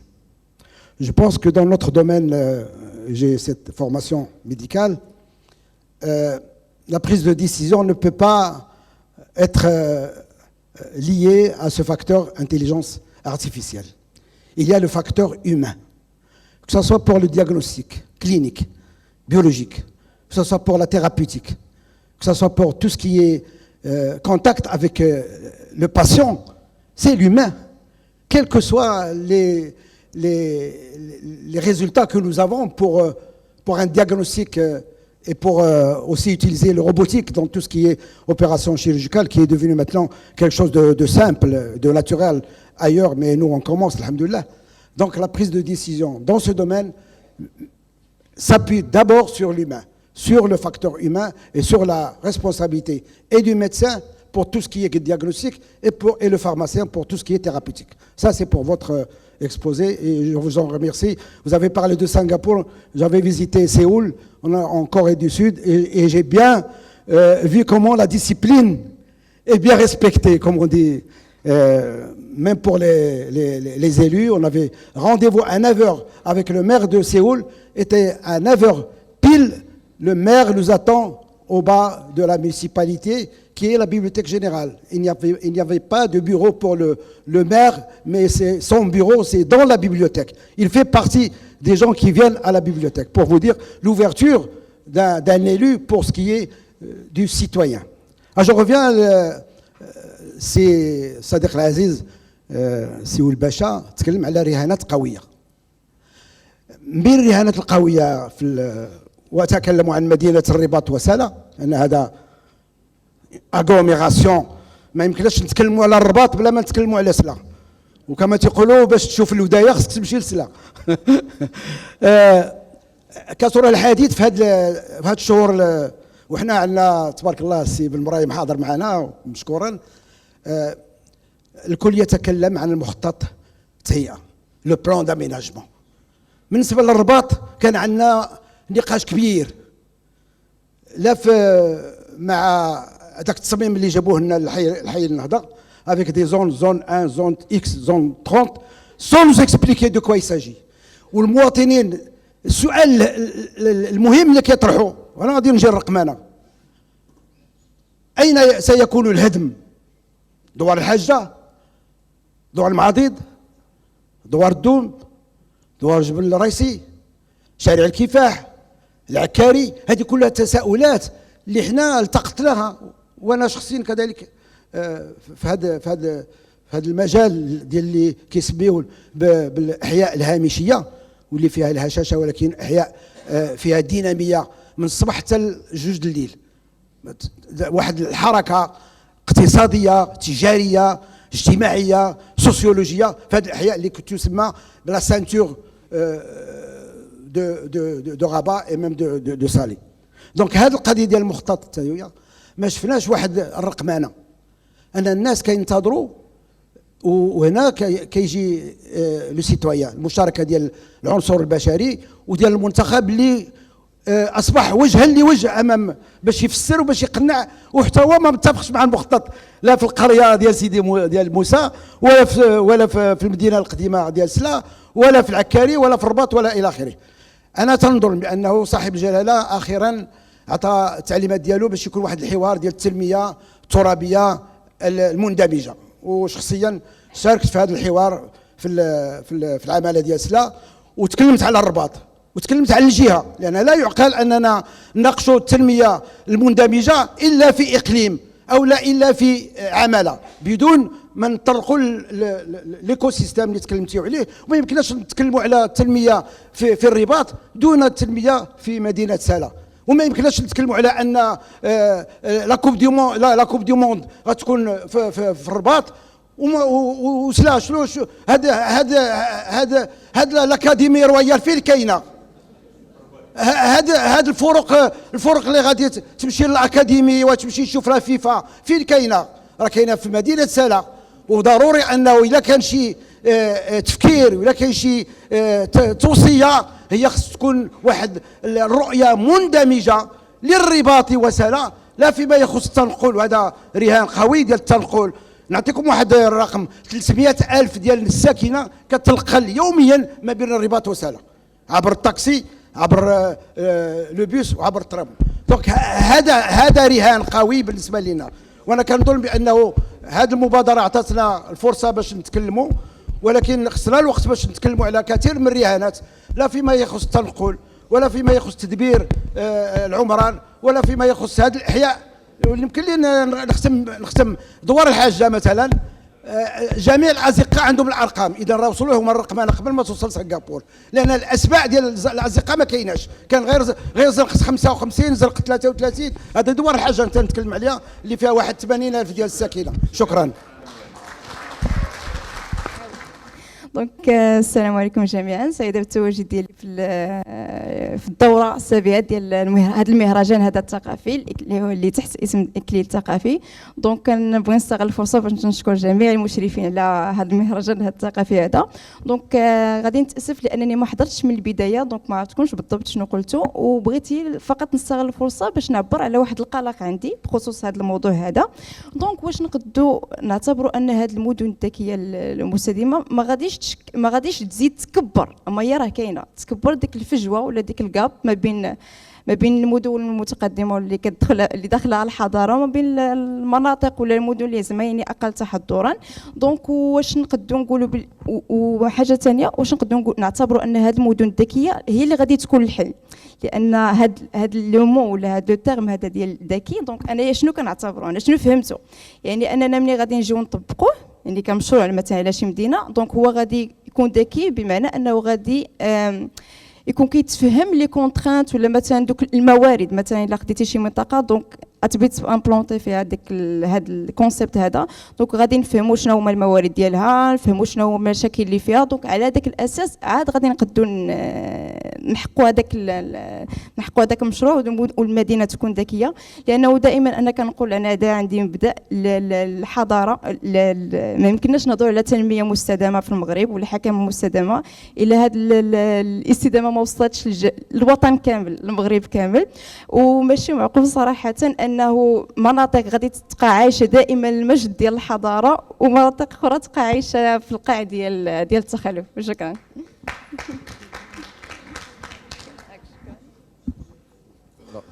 Salam alaikum. Alors, ma question, en fait, elle est assez simple. Je pense qu'à travers le débat, je pense qu'à travers le débat, on a pu comprendre ou avoir différentes perspectives, c'est-à-dire qu'il y en a qui parlent d'un projet déjà établi, je pense, sur la région de Berkane, si je ne me trompe pas, d'autres qui parlent d'un débat actuel pour la région de Rabat, et puis d'autres qui pensent peut-être à créer un plan. Et en fait, ma question se rapportait à ça, c'était justement sur le quid de la situation du savoir-faire marocain en la matière, c'est-à-dire que moi, ce que je comprends de villes de villes intelligentes, durables, c'est qu'il y a des savoir-faire, des processus scientifiques, des plans d'aménagement, etc. Sommes-nous aujourd'hui aptes à dire que les Marocains sont capables de maîtriser à 100%, de créer, d'innover dans ces processus? Et au final, sommes-nous capables aussi d'intégrer assez facilement ces nouvelles notions dans nos programmes scolaires, les universités, ou là pour les professions concernées? Merci beaucoup pour votre temps. Au revoir.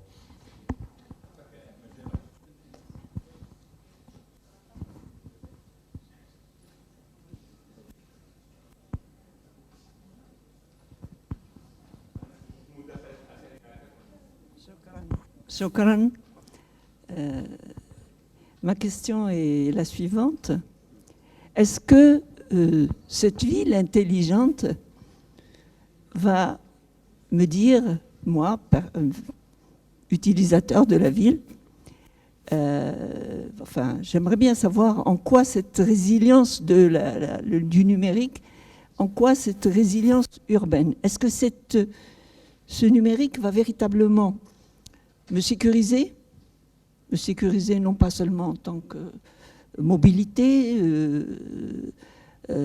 mais aussi me sécuriser alimentairement. Je pense qu'il y a une question qui n'est jamais posée dans la ville durable, puisqu'aujourd'hui on s'urbanise de plus en plus. Dans les 2 décennies à venir, nous serons plus de 70%, 65 à 70% urbains. Donc ça veut dire que nos campagnes vont disparaître ou vont diminuer, et que ce sont elles qui ont assuré la sécurité alimentaire. Et est-ce qu'on pense dans la ville qu'il faut réintégrer de l'agriculture urbaine? Est-ce que cette intelligence va m'amener et amener les décideurs à penser à cette question? Parce que je peux vous dire que les générations futures seront dans de beaux draps avec cette urbanisation galopante et où le lien avec l'agriculture est absolument pas connecté. Donc pour une intelligence qui connecte, ça serait bien qu'on se connecte à cette question. Merci.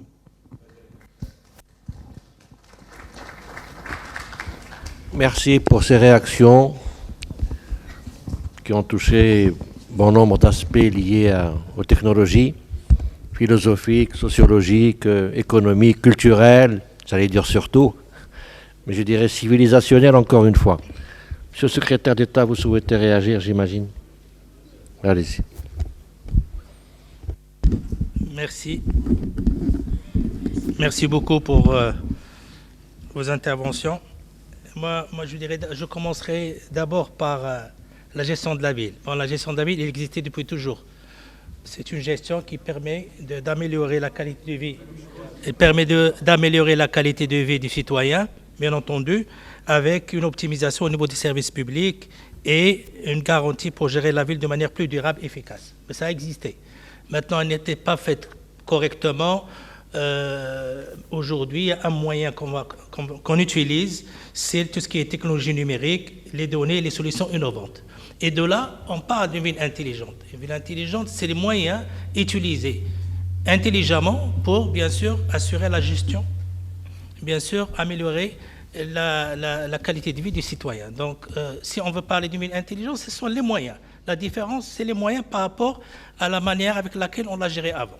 D'accord? Donc, il faut mettre les moyens. C'est ça le plus important. Maintenant, bien sûr, avec les moyens, il faut avoir les moyens pour pouvoir la faire. Je reviens sur quelques points, bien sûr, j'évite quelques... je ne vais pas répondre à certaines questions parce que là, on n'est pas dans un débat politique, mais on est en train local, on est en train de voir ce qu'on peut faire ensemble, ce qu'on peut améliorer, sachant que je suis aussi conseiller au niveau du conseil de la ville de Rabat. Je parlais de ville intelligente, c'est tout ce qui est mobilité intelligente, tout ce qui est gestion du trafic, transport public, tout ce qui est énergie, réseau électrique, éclairage public adapté en temps réel, surveillance et réduction, la démarche administrative en ligne, la plateforme numérique pour les services. Et là, il faut aussi l'intervention de l'humain au niveau de cette plateforme. Il faut qu'on essaye d'alléger le plus possible l'intervention humaine pour faire et rendre un service, je dirais, correct aux citoyens. Là, ce qui se passe effectivement au niveau de Balkan, il y a une amélioration qui est très importante. Et ça dépend, c'est grâce au gouverneur qui était en place. Au niveau de Rabat, c'est la même chose, un travail très très important qui est fait aujourd'hui, on le sent, parce qu'il y a un wali effectivement exemplaire. D'autres régions aussi. Mais il ne faut pas que ça soit lié à la personne. Il faut que ça soit lié, bien sûr, à la manière, aux procédures mises en place et à la technologie adoptée pour pouvoir travailler. Donc, au-delà des personnes, il faut qu'on réfléchisse ensemble comment nous, citoyens, on peut aider pour améliorer cette situation. Là, je reviens parce qu'on parle de l'implication des conseillers. Malheureusement, là, le débat il est très élevé. Les personnes qui sont là sont de niveau. Mais ce n'est pas le cas pour certains qui sont aujourd'hui conseillers au niveau du conseil de la ville. Et là, moi, en tant qu'Orbaté, j'invite tous les gens, effectivement, peu importe leur appartenance et sans appartenance, d'intégrer la vie politique pour contribuer, effectivement, à avoir des gens de niveau au niveau du conseil de la ville et pouvoir travailler avec un niveau élevé et bien sûr, même avec l'autorité ou avec le gouvernement, avoir des interlocuteurs de qualité. Et ça, je pense que c'est très important. Si on laisse les choses comme ça, on ne va rien faire. Maintenant, le mandat actuel, on ne peut pas travailler avec... Bon, je ne parle pas de la plupart, je ne veux pas dénigrer, mais il faut que tout le monde, je pense, s'implique dans la vie politique pour pouvoir améliorer, bien sûr, de manière générale et concernant toutes les villes, la gestion de la ville.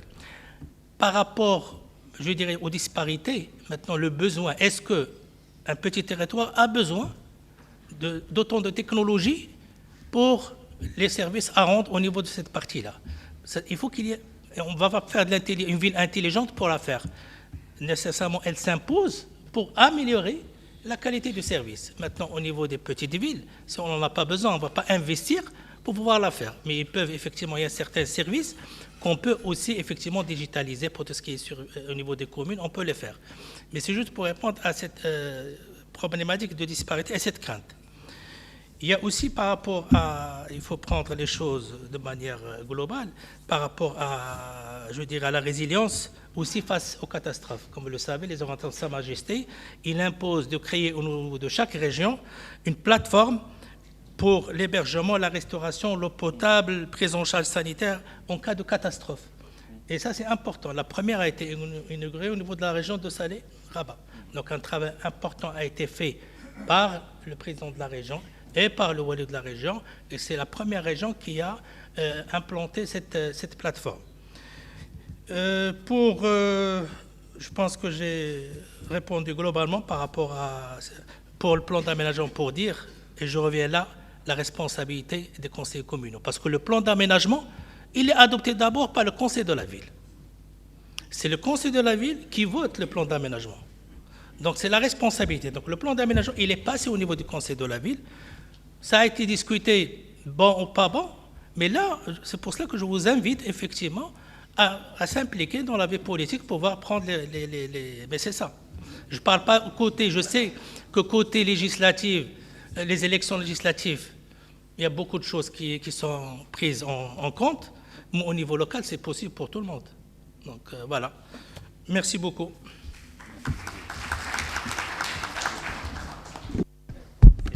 C'est Saïdi. Je vous donne.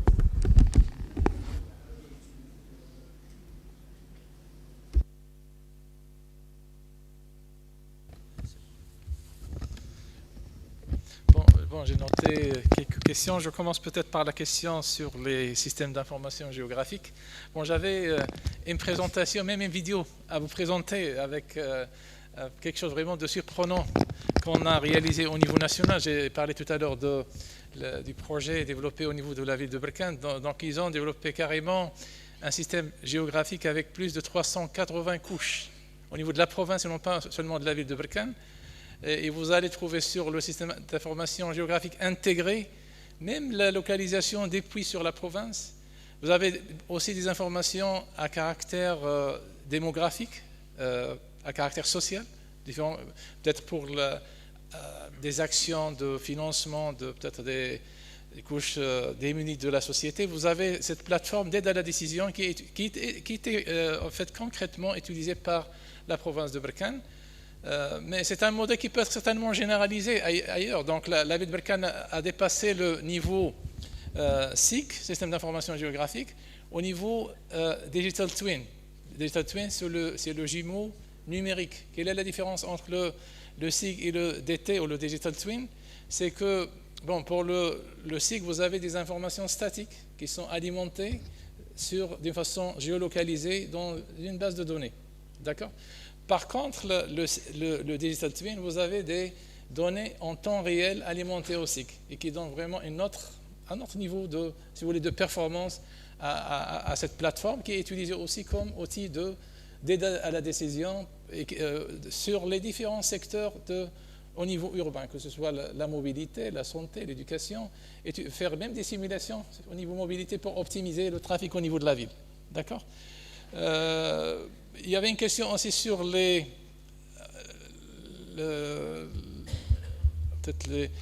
pourtour des villes, ou bien la banlieue de la ville, ce qu'on appelle aussi, donc il y a un nom spécial pour les villes intelligentes, on parle de 15-minute city, c'est-à-dire qu'on peut mettre autour des villes satellites, qu'on appelle 15-minute city, ou 10-minute city, c'est-à-dire tous les services doivent être déployés au niveau de ces villes satellites. Ce n'est pas le cas, par exemple, de la ville de Benoît-Batota à Tanger. Vous avez des bâtiments, vous avez des résidences, mais il n'y a pas de service, donc qui n'a pas donné vraiment un impact important, si vous voulez, sur le plan réussi de cette approche pour diminuer la densité, si vous voulez, de la population au niveau de la ville de Tanger. Donc là, également, ça rejoint l'esprit de l'approche holistique et globale. Il y avait une question sur je ne me rappelle pas votre question, madame. Sur l'intelligence humaine, le finance, c'est votre question, oui. Bon,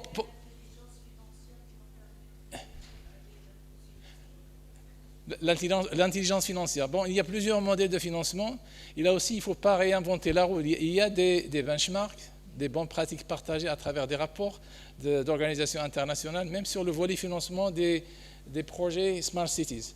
Il y a une remarque qui peut-être de la dame à votre côté concernant l'intelligence humaine. Donc pour moi, en fait, lorsque je regarde le titre ou l'intitulé Smart City, le terme Smart, c'est pour l'humain. C'est l'intelligence humaine, ce n'est pas la machine. Parce que si on regarde également les différentes composantes qui construisent, si vous voulez, la ville intelligente, vous avez smart people, vous avez la mobilité intelligente, vous avez toutes les infrastructures intelligentes, mais vous avez au-delà de tout ça l'intelligence humaine, qui est vraiment extrêmement importante. Sur le volet culture, je crois, vous avez complètement raison, ça a été oublié sur peut-être les 17 ODD, mais je crois que les Nations Unies a rattrapé cet oubli à travers peut-être les indicateurs qu'il avait proposés dans le cadre de l'initiative United for Sustainable Smart Cities. Donc, si vous regardez les indicateurs, vous avez le volet, la dimension société, et dans le volet société, vous avez l'éducation, vous avez y compris la culture qui est indiquée comme indicateur. D'accord. Bon, concernant en fait l'intelligence artificielle pour la santé, je sais bien qu'au niveau de la santé, il y a les comités d'éthique, il y a certaines limites. Bon, j'ai donné l'exemple peut-être dans le cas absolu, mais certainement, ça dépend des cas d'usage. Aujourd'hui, on a même des départements RH d'agents IA, basés sur l'IA agentique. C'est-à-dire que vous avez un département RH classique pour les humains, mais maintenant, avec l'intégration d'agents dans tout ce qui est opération, que ce soit dans les administrations, dans l'éducation également, on peut faire appel à des agents IA pour différentes tâches. D'accord. Donc vous allez trouver même des pays, par exemple l'Albanie, il a carrément créé un poste ministériel basé sur l'IA, donc un agent d'IA. D'accord. Ce sont des cas extrêmes, mais certainement ça dépend des cas d'usage. Voilà, peut-être je vous laisse, Sylvain, peut-être. Oui. Merci beaucoup. Je vais commencer par répondre de façon un peu décalée à votre intervention, monsieur Alelo. Puisque vous opérez dans le secteur de la médicale, n'est-ce pas? Et donc, je vais faire un parallèle avec ce que, depuis pas mal de temps, on appelle la télémédecine. Hein. Et en fait, si on regarde la trajectoire de ce télémédecine, pendant un demi-siècle, hein, c'est que, et je prends l'exemple de la France, c'est que tout le monde a sa propre télémédecine. Et jusqu'à maintenant, personne ne sait ce qu'est la télémédecine. Hein. Donc chacun se trouve sa télémédecine et la déploie, comme vous avez souligné tout à l'heure, mais sans qu'il y ait ni indicateur, ni index, ni gouvernance globale nationale, encore moins supranationale. Donc moi, en parallèle, je vais prendre cette question de ce que, encore une fois, les uns et les autres appellent la Smart City. Il y a tout simplement, c'est la mise à disposition, implémentation d'une certaine technologie de l'information et de la communication, qui est le progrès de la science informatique. Donc il y a eu quelques questions qui sont d'ordre technique, mais je pourrais la discuter avec eux en aparté, mais je ne veux pas m'étaler là-dessus. Ce qu'il faudrait dire, c'est qu'aujourd'hui, ce qui m'intéresse moi, c'est le Maroc. Qu'est-ce qu'on fait au Maroc, en fait? Donc quand on me parle des rapports, c'est bien, je les lis moi aussi, hein, depuis 50 ans je lis ces rapports-là, mais ce qui m'intéresse, c'est comment on peut analyser en se basant sur le contexte maroco-marocain. Et là, je m'aperçois qu'il y a un progrès à faire au niveau de deux choses. L'approche holistique, mais systémique, en tenant compte de 4 dimensions. Donc la première, c'est la complexité. C'est vrai, c'est complexe. Parce que la technologie, la science informatique est complexe. Les solutions IA, qui émanent encore une fois de ces technologies de l'information et de la communication, est complexe. Mais ce n'est pas pour autant qu'ils vont remplacer quiconque. Parce que c'est l'homme et la femme qui ont créé ça. Donc, la petite Sam, il ne faut pas avoir peur de ça. De toute façon, l'automatisation ou ce que les gens appellent aujourd'hui l'IA, c'est tout simplement un progrès dans l'automatisation ou la transformation digitale des processus. Voilà, donc c'est l'homme et la femme ne sont pas processuels.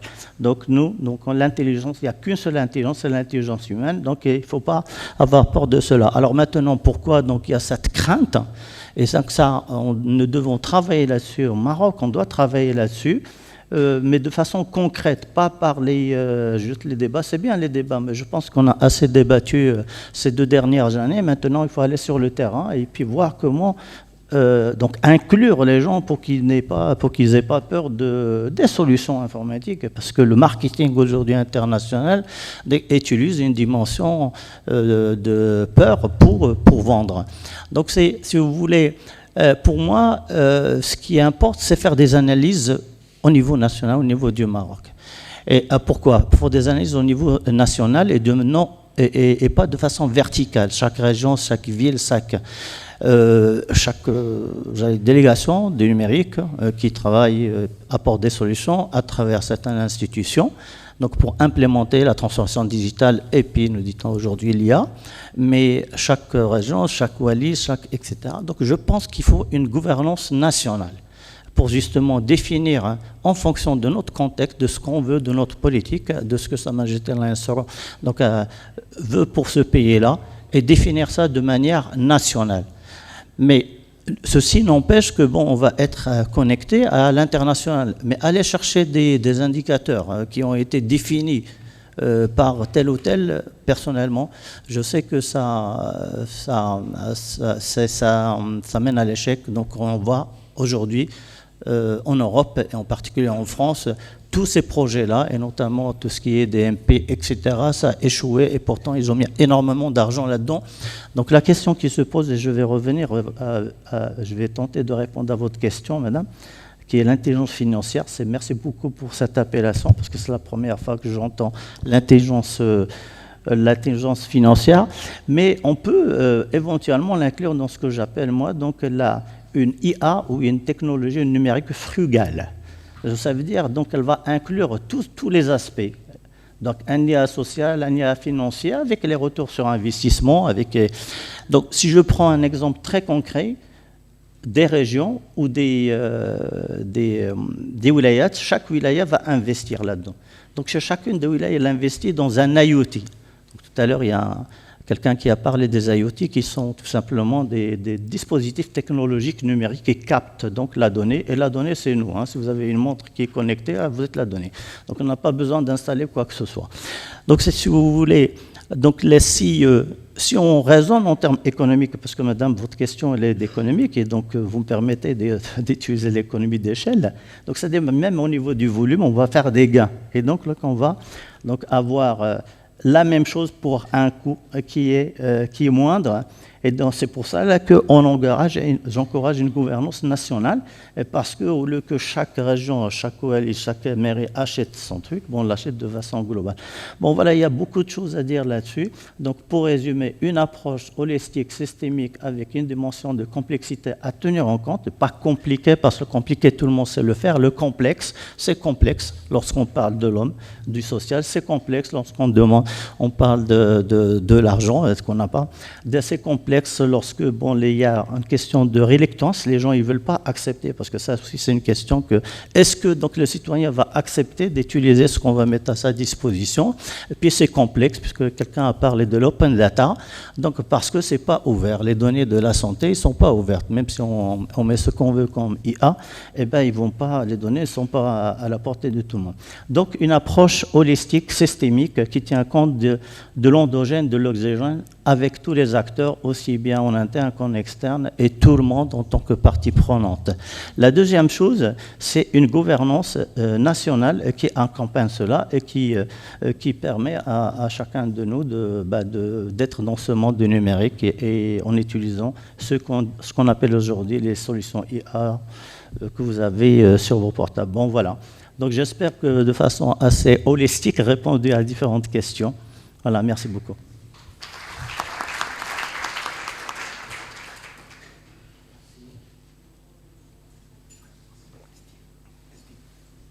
Ah, pardon.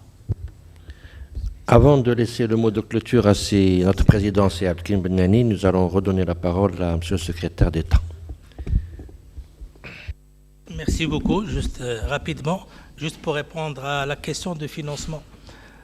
Comment ça se passe? C'est au niveau de la politique de la ville. Il y a un département au niveau du ministère d'aménagement. Il y a un ministère d'aménagement du territoire, l'urbanisme, politique de la ville et l'habitat. Et politique de la ville, c'est un département qui travaille avec les villes.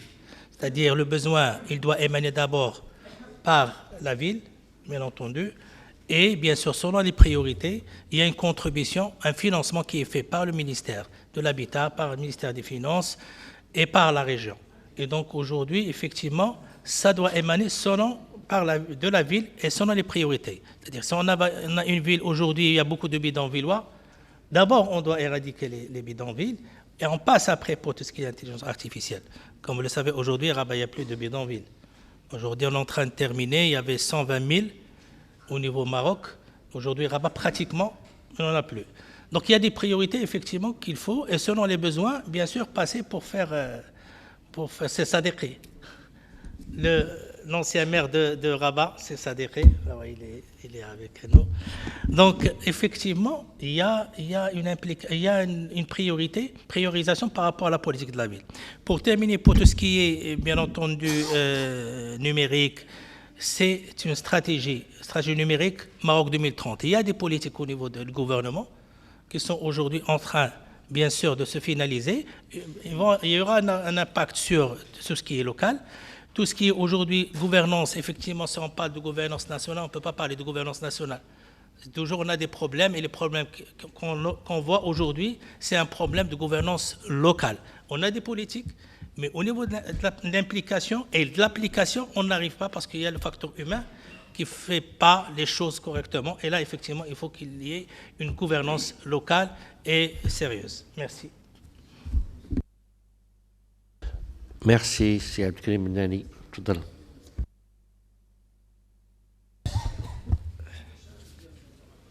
Au sujet de l'intelligence artificielle, je signale simplement que Azzeddine Bennani, qu'on vient d'écouter, a beaucoup écrit sur l'IA, mais récemment, il a écrit un texte que j'estime fondamental, dans lequel il explique que finalement, l'intelligence artificielle n'existe pas. Il y a une technologie que l'homme a construite pour se gérer au quotidien, se gérer ses problèmes, mais il y a un problème il y a un problème de terminologie, en fait. Intelligence artificielle, ça nous mène dans des discussions interminable et ça va continuer. Mais admettons que l'intelligence artificielle est là, mais par opposition, j'ai vu une émission il y a 3 jours à la télévision française culturelle. Et il y avait présentation de livres, je crois que c'est la grande librairie, et il y avait une dame qui a présenté son livre qui s'intitule tout simplement « La bêtise artificielle », par opposition à l'intelligence artificielle. Alors on attend l'arrivée de ce livre, on va certainement s'amuser un petit peu, mais je reviens au travail basique. Moi je suis un homme de terrain, je vis les problèmes.